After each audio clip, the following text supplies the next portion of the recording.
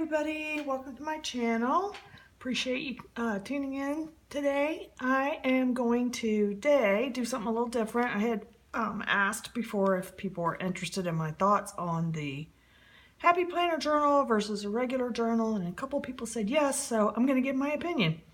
I'll try and hopefully keep it kind of cohesive. I don't have a brand new one to show you. Hopefully you know what one looks like. If you're interested in the video, you probably do. But basically it's, this foldery thing with the rings and then a bunch of calendar pages. So when I got mine, if you don't know, it comes with a whole bunch of pages that look like this. Basically, I guess you put your morning, afternoon, evening schedule. I don't know what all the squares are for. I don't use them. So basically the first thing I did was take all of those out of my book. I did keep some of them. Well, I kept all of them actually, but I'm holding on to these in particular because they have the little dividers, which I like. So when I was flipping through it, I like this thing. Hopefully I'm in frame. Sorry, I can't see my camera. I like this. It has the birthday, important stuff, things you're currently doing. And in order to use that, then this is on the back side. So I have been gluing other pieces of paper over top of it because I don't need this. So anyway, and then here's your divider, which I could easily make, but these are pretty and they're already done. So, and then on the back side of the divider page is the full month calendar, which I also don't need because I really don't plan. I'm not a planner girl. I don't really have a lot of stuff to plan. Occasional doctor or dentist appointment. So for the most part, there's nothing on my planner part, but I did keep that, and I'll show you what I did with that. If you've seen some of my flip throughs, you probably already know. But anyway, then on the back of this calendar page is another one of these weekly pages. So then I'll have to cover this up as well. And it just keeps going on and on like that. I just saved the divider and this, and then whatever's on the back side. Sorry. The monthly calendar, and then whatever's on the back side, and then I just cover those up. So anyway, there's that. So then the next thing I had to do was find some paper, which, so this is my biggest drawback on this planner is I picked the biggest size without fully understanding that. This is a 8.5, this is actually a little bit bigger than 8.5 by 11, this thing, but the actual pages are 8.5 by 11. And I wanted that bigger size. It's a little bit bigger journal than I had been using. I had been using something like a 9.5 by 7.5 bound journal, which I really, really love. It's kind of my journal piece, if you will. I will try and remember to link that below. And when I get done with these, I probably will go back to that because I love it. But in any case, I digress. So I got the bigger size because I just thought, well, why not have the bigger size? And then what I found out is that the Happy Planner people don't make a lot of paper in this 8.5 by 11 size. So if I had it to do over again, I would get the smaller size. There's one, like one size smaller. It's about a 9.5 by 7.5, something like that. They make every kind of paper in there, plus planner stuff and, all kinds of addition stuff you can put in that they don't make in this. They do not make plain gridded paper in this size. They don't make dotted paper in this size. All they make is lined paper in this size, and it's hard to find. So, that's basically my thoughts on that. So I did find this is the only size paper, or the only kind of paper they make in this big size. So it comes like this. It's got 4 different colors, which, I didn't pull them all out. I just pulled a few out. And it's okay. It's dotted, and I like it okay.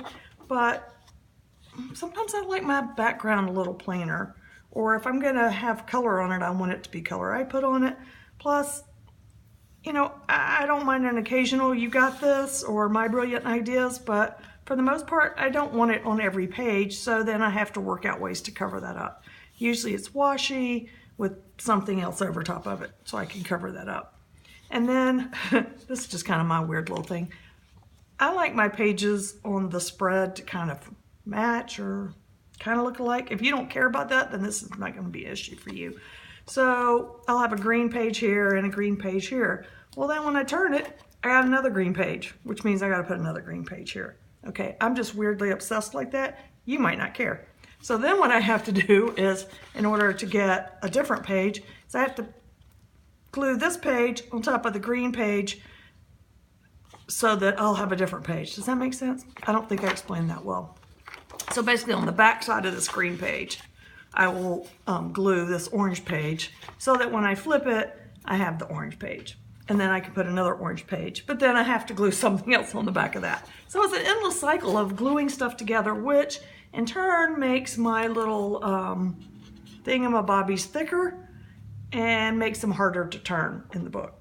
So all that being said, I would definitely go with the smaller size so that you can get pre-made grid or dot paper in like a plain background if you want, if that's important to you. So anyway, the other thing is they come with these tiny little rings, which after I put 1 month in my journal, I realized, yeah, that ain't gonna cut it. So I went and bought this bigger size ring, which is what I'm using on here. Definitely worth the investment. I got like 6 sets of them. I keep them all in a big baggie. So I got all different colors, and these, I think they cost like $13. I think I got them on eBay. I'll try and find it and link that too if I can. So I'm using the bigger rings. When I initially bought my book, they didn't have a whole lot of selection on the big books anyway. It came with this cover, which is a pretty cover and I like it, but I was doing like October, November, December, and it, you know, this says spring to me. So I just wasn't happy with that. So I actually looked online and found on Amazon where you can buy just the covers. I wished I had kind of known that to begin with. I would have just bought the covers and then started with the paper instead of buying the whole book and having to take all that stuff out. So I bought a set of 3 off of Amazon. So it came with this, which I used for my October, November, December because it's gratitude. And then this was another set of covers. And then this one right here is another set of covers. This is my newest one that I'm working in right now. And you see how that I coordinated the different rings with the different colors of the covers. So I got these 3. They were on sale. I think I got them for $8.99. I don't know. It was really inexpensive. I'll see if I can find it and link it below. And then plus I have, you know, the one that I originally bought. So I actually have 4 covers. So basically, since I put 3 months in each one, enough to cover a whole year. Which means I'm probably going to do this for a whole year before I can get back to the journal that I love. So, oh, one more thing. Maybe one more thing. So then I started on the hunt for, which is really why I wanted this to begin with, was to add my own paper. I just didn't know that I wasn't going to be able to easily find paper that I wanted. So I have used plain, this is not copy paper, but something a little bit thicker than that. I've also used these calendar pages that I was going to take out and get rid of. I have food color dyed them. Of course, you could coffee or tea dye them. And really, once I cover this part up and I start putting all my junk on the pages, you know, really, it doesn't show up that much. Let me see if I can find one real quick. I meant to have this. Oh, here's one right here. So I'm not sure if you can tell, but here's the lines underneath. But I put so much stuff on here, plus I did some smooshy painting. You really can't see the lines. I mean, you can see them a little bit, but no big deal. So there is that. You can do that. Plus, I also did a digital download from an Etsy shop. She had like, this comes with 8 different kinds of paper. It's graph, ruled, some kind of gridded. I mean, there was like 8 different pages for $2 or $3. So I can print them whenever I need them. I really like this paper because you get the coffee tea dye, old aged look, and you can just print them off whenever you want them. So I do like that, and I use that a good bit. And then I also found this paper at Walmart. Again, I think it's about $3 for the pack, and I'll try and link that if I can find it. So it's got some really dark blue gridded paper, gridded lines, and then it's got regular lined paper on the back. And then like every other page is this lighter blue grid, which I really like, and that's what I use the most. So I'm just kind of going every other page and tearing out the light blue one. But I have used the other on occasion. So anyway, that's what I'm doing for paper for right now. So I've kind of made my piece with this paper. And then just recently what I've started doing is using some magazine pages. So here's a page that I did here, which I haven't even posted to the group yet, if you're a member of the group. So this is a Somerset Studio page. So I am making an effort now, because I've got several Somerset Studio magazines that basically are just sitting in a pile and not being used, not being seen, whatever. So I'm like, you know what? I wanted to save them because I didn't want to use the pages, but like that's ridiculous. So I am cutting them out and I'm going to use them for my pages now. I just stuck a little notepad on top of it. I actually wrote right on the page. I did give the creator of the artwork credit here.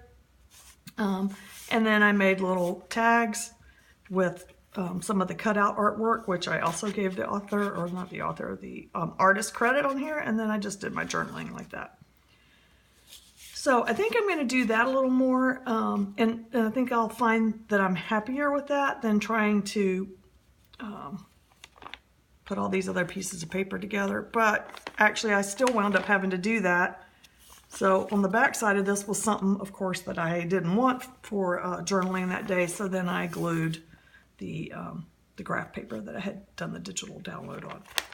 And then I have the punch. So I'll just punch it right here and stick it in my book. So anyway, I guess overall I like it because I wanted to be able to add different kinds of pages to it. I was just disappointed in the selection of paper that's, you can purchase. And then, like I said, also because the paper pages are so thick, they don't turn easily like they would probably in a 3-ring binder, which really serves the same purpose because you can add paper to that and you can just hole punch the paper. So I'm not really sure why I went with this. I just wanted to try it. It sounded like fun. And so I really have to like pull the papers to get them to open and close. You can't just shut the book. You have to actually go all the way back to the front of the book. Oh, and before I let you go, here's what I did with my the monthly page. So it comes with a notes section, which I did fill it out on this one. On some other months, when I got to the notes page, I just covered it up because I didn't really have any notes. And then what I've done is I put the few appointments that I had, and then I just went in and decorated with washi, stickers. Usually I will go back in and I'll put the prompts in when I have prompts so that they're there for me. After the fact, if I go meet somebody for dinner, then I'll just write that in. It's not really like I planned it, it just happened. But anyway, I do write some things in, and then I just like, you can use your little bits of washi, your little stickers that didn't fit anywhere else, and just fill up the page. That's basically what I did. So it looks pretty, but it's not really much about planning.